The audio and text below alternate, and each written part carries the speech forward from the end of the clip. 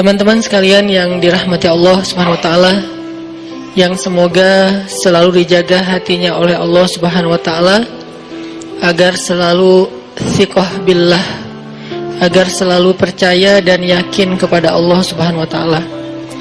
Karena kelemahan kita itu berawal saat kita mulai meragukan Allah.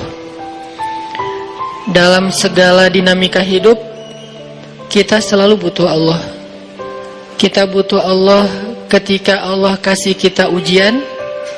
Bahkan tetap kita butuh Allah ketika Allah kasih kita nikmat.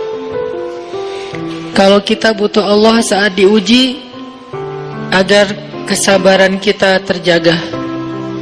Karena orang yang tidak ditemani atau dibersamai oleh Allah Subhanahu wa taala ketika dia sedang diuji, maka dia akan mudah untuk berkeluh kesah, bahkan berputus asa.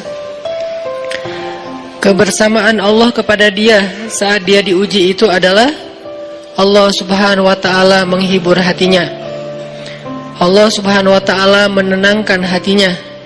Allah Subhanahu wa taala menghidupkan hatinya dengan nikmat iman. Ala bidzikrillahi tatmainnul qulub. Innamal mu'minun idza dzukirallah wajilat qulubuhum. Bukankah dengan mengingat Allah hati menjadi tenang? Dan orang yang beriman apabila diingatkan dengan nama Allah, disebut nama Allah, maka hatinya akan bergetar. Ini bentuk Allah membersamai hambanya ketika dia dalam keadaan diuji. Allah menghiburnya dengan kalimat, alam yajidka yatiman fa'awa wa wajadaka dhallan fahada wa wajadaka ailan fa'aghna. Allah menghiburnya dengan kalimat, inna a'tainakal kautsar.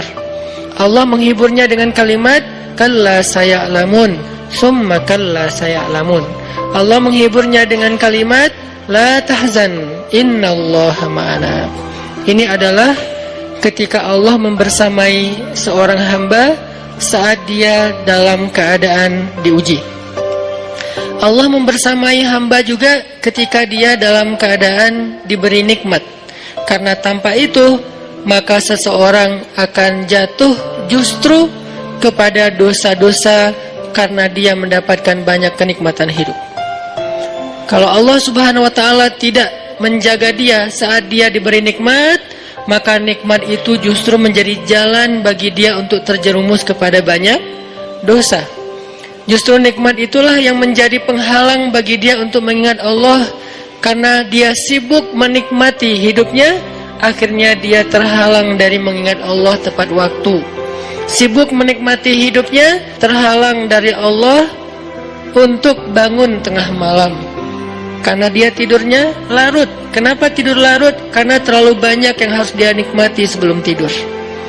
Dia bisa makan-makan, dia bisa jalan-jalan, dia bisa ngopi, dia bisa ketemu teman, dia bisa belanja.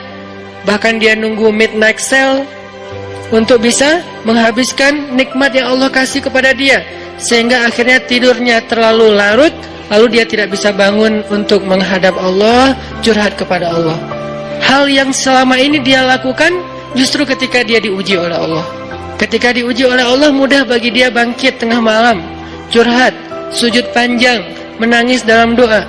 Ketika Allah kasih nikmat, curhatnya hilang, malamnya lelap, sampai bahkan subuhnya juga kelewat. Ini kalau Allah enggak membersamai seorang hamba ketika dia diberi nikmat.